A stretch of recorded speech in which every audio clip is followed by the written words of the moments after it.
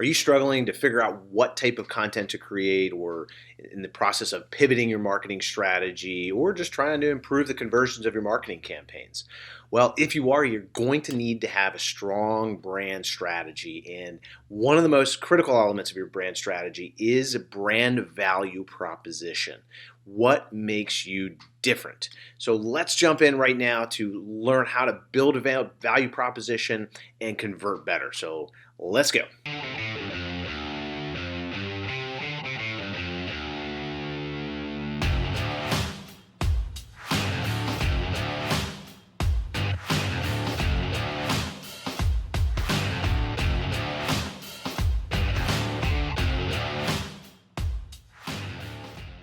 Hey everyone, welcome to another episode of Smart Marketing. I am your host, Jason Verdelli, and today we're going to talk about brand value proposition. What makes you different as a brand, and why should people do business with you? Your brand value proposition is extremely important. It is the reason why you are going to convert better in your marketing campaigns. It is the reason why somebody chooses, if they're Googling you or Googling your service or product, why they choose your website, or why they click on your email, or why they stop if they're going down through their social media feed. It is the single most important part of your brand strategy that is going to help you convert better. Because if there's other options, which most likely there is, or there will be at some point if there's a market for what you do. Your value proposition is going to be the reason why you're going to have long-term success. And your value proposition is always going to be changing as the market changes. As you get more competitors, or as your competitors start coming up with new solutions, you're going to need to continually look at your value proposition and make sure that you have a strong stance in the market with that. So, as one example of a brand value proposition is with Uber. Uber is focused in, obviously, on their difference between traditional taxis and in transportation, and how much of a pain that is to get transportation in cities and just around town. So Uber's focus, their value proposition, is how easy it is to do it. And how streamlined that process is. I mean, it's a simple thing. They're trying to get you from point A to point B, but everything else that they've done, their value proposition, is how easy it is to do it. You can put your payment method into the Uber app. You can say where you want to go. You can give yourself just a few options, and you can, within a couple clicks, you could be set, and you'll have a driver there, usually within, in some cases, less than a minute if you're in a big city, or it could be in a very short time period. There's not a lot of friction, there's not a lot of pain, and Uber knows that. They've designed their system, they've invested so much into that entire experience, and making sure they have a network of drivers, and all of those things are what give them that value proposition. So that is the critical thing. And the one thing that obviously you have Lyft and there's other competitors out there, but one of the things that Uber always has to pay attention to is the value, what their people value, what the users of their system, what do they value? Remember, we talked about Uber before in a previous video when it comes to the core values of the company, and the vision of the or building a vision, which is their vision is to provide safe and reliable transportation and making it easy. So their value proposition is, again, really an extension of that. And they really focus in on that. If you go to Uber's website, they focus in on ease, simplicity, and experience. It's all about that experience. So understanding your value proposition is absolutely critical. Couple key questions to think about when you're developing one is, number one, what sets you apart from similar companies? And this is direct and indirect competitors. So, and this isn't just features. This isn't like we provide more of X, Y, and Z. This is you part of what can set you apart is what you believe in. If you think about this between Apple and Microsoft, right? They're If you look at a laptop, maybe for a standard person that's using a laptop for email, for instance, that just needs to log in and get their email and go on with their day, there really isn't too much of a difference between what you need between both systems. Both options will provide you the ability to quickly get on, to log on, to get on the internet, to hop onto Gmail and do what you need to do. But why do people spend a lot more money to buy a Mac or a MacBook Pro, for instance, than buying a PC? Well, because they believe in the brand. They believe in what Apple believes in. It goes back to that core values, right? And it is so much. Has done this so much that they basically have allowed you, or they've gotten people to believe in it so much that they'll spend almost 2 to 3 times more money on to do the same thing.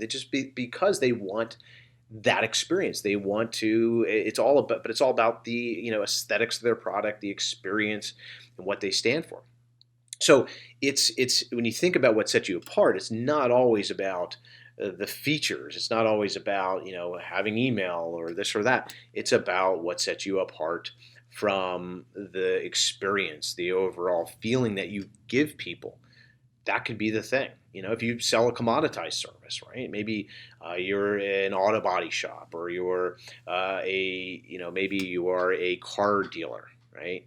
And you can buy that consumer can go or a customer can go and buy a car in a number of different places. But why do they buy from you? Because that value proposition is because you're more. This goes back to the last video with building brand personality characteristics, which is you're trustworthy. You are you have you have that trait that is going to set you apart. So, but you want to think about, again, direct, indirect. So direct is obviously those parts of your company that are specific. We do offer this thing and this thing and this thing, and this thing is really important. So in some cases, and I talk about indirect, and I use the Apple example, but in your market, the market you're serving, maybe it is all that they care about is features, right? So it's important to understand who your customer is. And so if you can understand that, then you're going to be much more effective in figuring out how to communicate that. Another key question to figure out your brand value proposition is why do people choose your company? So this goes back to asking your customers and your fans and everybody else that believes in you. It goes down to asking them why they chose your company in the first place. This will actually, you'd be surprised of the value proposition you have. You might not even know it. It might be your personality. It might be the way you come across, the way you answer the phone, how fast you respond to an inquiry.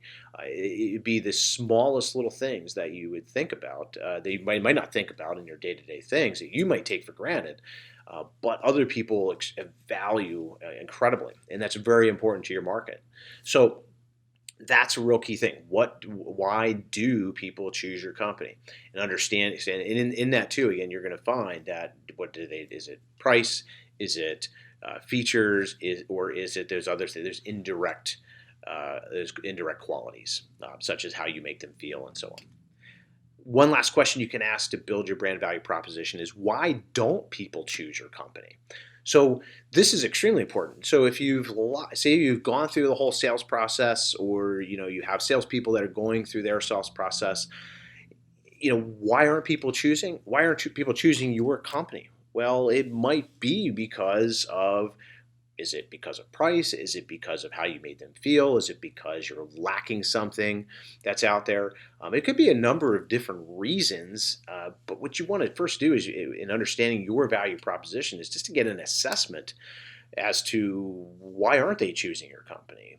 And because it might be something technical, it might be something that you're missing these 3 features that your competitors have, or maybe they don't choose your company because your turnaround time is too long, right? You might not know that. They might not tell you that in a sales situation, but you might be able to get that after the fact, or you might be able to get that into like a survey type of scenario. So when you can assess these things, so what, from your perspective, what sets you apart from similar companies, your competitors, indirectly as well as directly. So assessing the internal, right? That's important. And then going to your customers and asking, why do people choose your company and why don't people choose your company? What this is going to do once you can gather all this is going to really allow you to focus in on writing better copy. And more importantly, it's going to focus in on investing into the resources, the videos, the content, the ads and everything else that you're doing. It's going to help you filter focus in that on those value on the differentiators, right? So you can mention that. You want to make sure that's included into your copy, into everything that you're pushing out. So that is going to be the reason, why you're going to get people's attention potentially. This is especially evident if you're reaching people on Google. If they're searching, what makes the difference between choosing your listing? If you have, say, you pull up Google and you have two listings. Well, why would they click on your ad versus the other ad? Well, it's going to be some sort of value proposition inside of that that's going to separate you from your competitor. So utilizing tools like SpyFu, for instance, which is SPYFU.com. You can check that one out. There's a bunch of SEM Rush is another one where you can basically see what your competitors are doing. This is a great tool. These are great tools to be able to see what type of ads are they putting out there. If is it Google ads and everything else. It gives you a pulse of how they're trying to position themselves in the market, and and it gives you the opportunity to be able to adjust your strategy to overcome that. So when people are posed with the options where they see your competitor and they see you in that list, they choose you. This is why descriptions are important. If you're doing, say, Google ads, that part you put in the description, not just the headline, but the description is absolutely critical, because again, people are going to spend time searching. They want to make sure that they're going to land on the right site. So if there isn't much of a difference between competitors, or if you're just clumped into everybody else, you're going to end up spending a lot more money to generate business than your competitors are. So hopefully this has been helpful in helping you develop your brand value proposition. Hopefully it's helpful in helping you develop better copy that's going to convert, or just marketing in general that's going to convert, better videos, better graphics, everything else. And so with that said, if you have any other questions, feel free to comment wherever the comment box is around here. Please like, share, subscribe, all that stuff, and tune in next time.